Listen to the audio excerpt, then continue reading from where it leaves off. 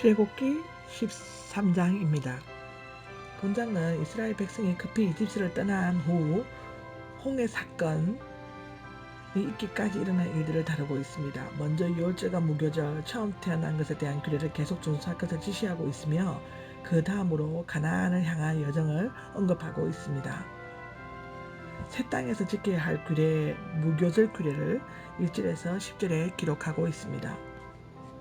여호와께서는 이스라엘 자손 가운데 처음 난 것은 문자적으로 모든 자궁을 열고 나온 모든 처음 난 것을 적 여자에서 태어난 남자, 사람이나 짐승이든지 거룩하게 구별하여 자신을 위해 성별하여 즉 하나님께 드려야 할 거룩하게 하여 내게 바치라고 말씀하였습니다. 다시 말하면 개인적으로 사용하지 말고 오직 자신에게 바치라는 것입니다. 이것은 이집트에서의 유월절 밤을 기억함과 동시에 출 이집트 자체를 구속적으로 강조하여 상기시키기 위한 것이었습니다. 언제 어떻게 이와 같이 처음 난 것을 드려야 할지에 대해서는 13장 11절 16절에 언급되고 있습니다. 모세는 백성에게 이렇게 말했습니다. 요새가 이렇게 말했는데요. 이집트 곧 종살이 이날을 기억하십시오. 그 이유는 강한 손, 하나님의 초월적인 능력을 나타내는 의화적인 표현으로서 그곳에서 나오게 하시기 때문이다. 강한 손이 그곳에서 나오게 하시기 때문이다. 이와 같이 이집트에서 나온 것을 기억하고 거듭 강조하는 것은 인간은 쉽게 하나님의 은혜를 잊어버리기 때문인 것입니다. 두 번째, 누룩이 든 것은 먹지 마십시오. 3절 하에 나와 있는데 앞서 언급했던 무교절에 대한 규례의 요점들을 다시 언급하고 그 역사적 중요성을 강조하고 있습니다. 이 규례는 가나안 땅에 들어간 다음에도 지켜야 하고 7일째 되는 날에는 여호와께 절기를 지켜야만 합니다. 누룩은 튼음성이 있는 제약과 부패를 상징하기 때문에 무교절에는 이스라엘 백성들이 모든 종류의 제약들을 멀리하는데 모두 노력을 기울여야만 했기 때문입니다. 악은 어떤 모양으로든지 모두 다 버려야 한다는 사실인 것 같습니다. 여기 누룩의 전념성은 마태복음 16장 6절 12절, 고린도전서 5장 8절, 갈라디아서 5장 9절에 기록되어져 있고요. 악의 모든 것은 어떤 모양이든지 버려야 한다는 것은 데살로니가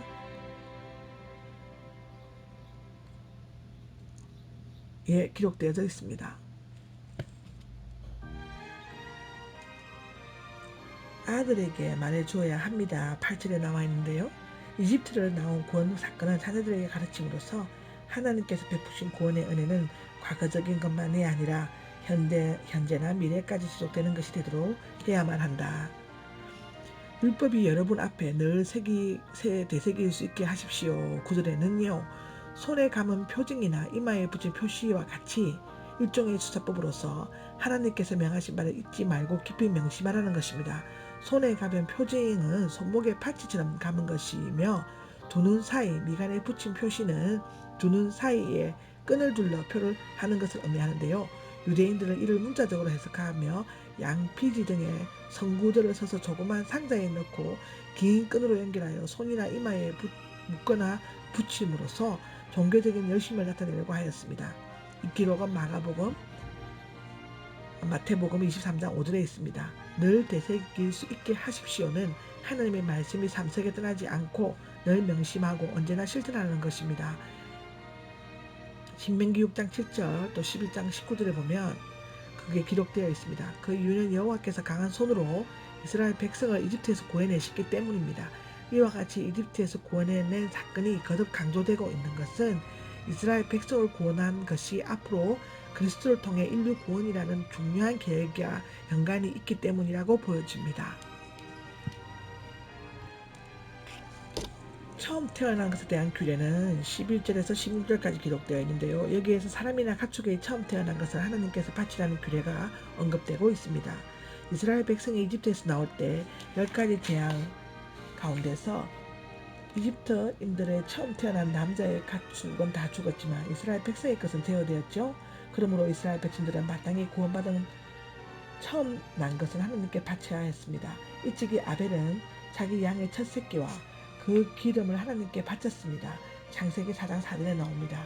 처음 난 것을 하나님께 드리는 것은 자신의 모든 것이 하나님의 소유임을 인정하고 그것을 하나님께 드리겠다는 신앙 고백으로 이해되어야만 합니다.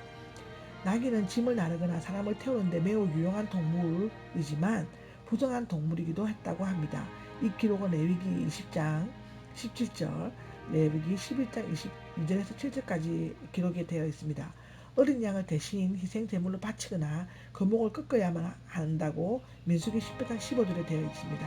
이것은 속죄의 은혜를 거부한 자가 맞이해야 될 비참한 제후를 가리키고 있습니다.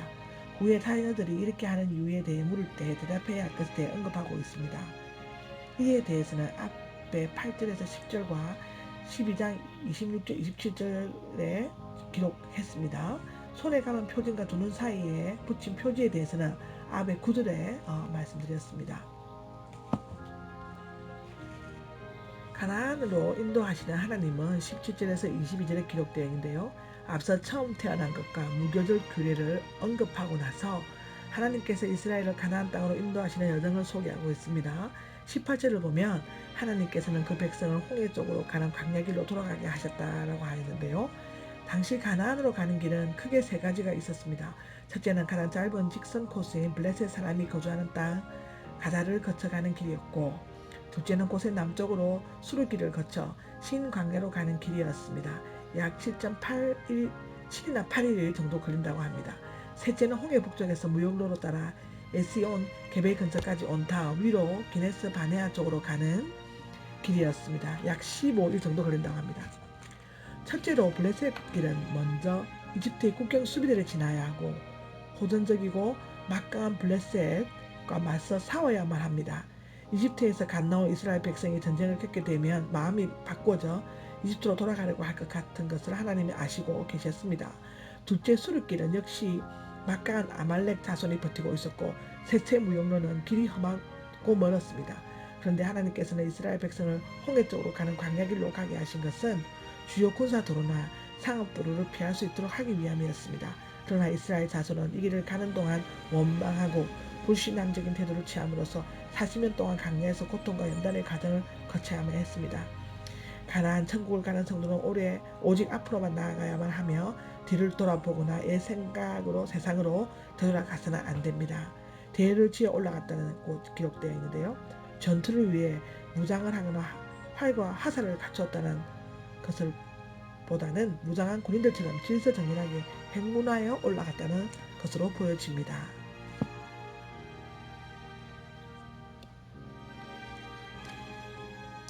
모세는 요셉의 유고를 가지고 나왔다고 했는데요. 19절에 보면은 모세는 유고를 이집트에서 가져다 달라는 요셉의 유언 창세기 50장 25절에 나온 대로 그대로 실행하였습니다.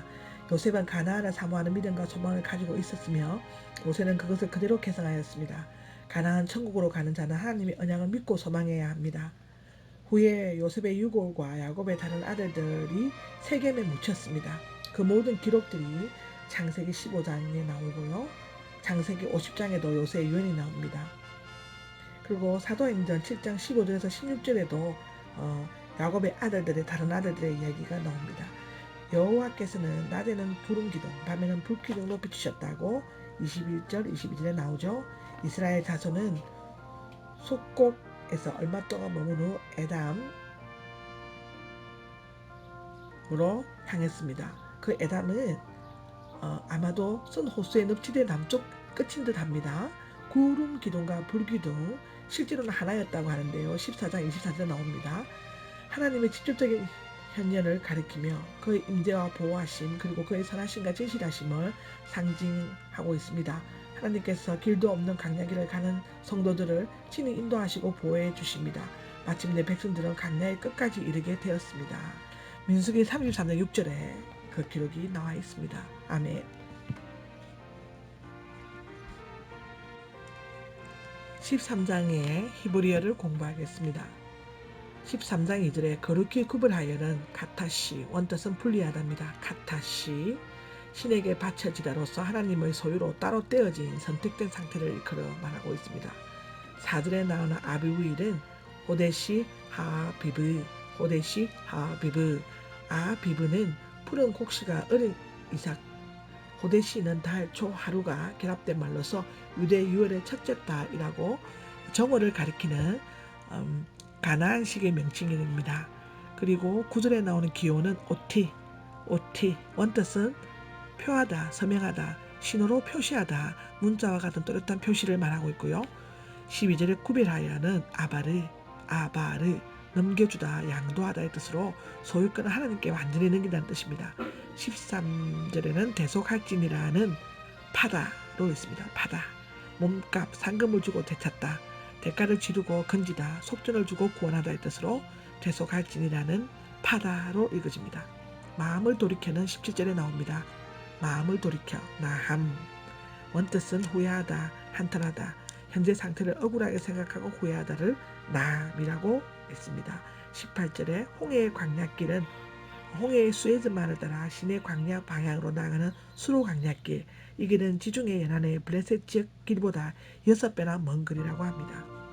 21절에 나오죠. 구름 기둥은 암무드 아난이라고 있습니다. 구름 기둥, 여호와의 임재를 나타내는 것과 불기둥과 하나로서 낮과 밤에 따라 다른 두 현상일 뿐이라고 합니다. 아멘.